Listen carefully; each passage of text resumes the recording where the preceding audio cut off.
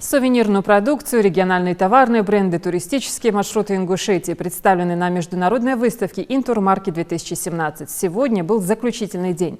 Посетители ингушского стенда дегустировали национальные блюда, наблюдали специально организованную культурную программу с участием солистов Госфилармонии. Делегация от Ингушетии подписала ряд соглашений. Так, фирма «Экспо» будет реализовывать гастрономические туры в республику.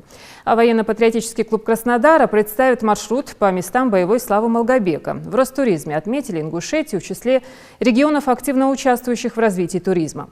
Подписано еще одно трехстороннее соглашение между Комитетом по туризму, курортом Армхи и крупной туристической фирмой.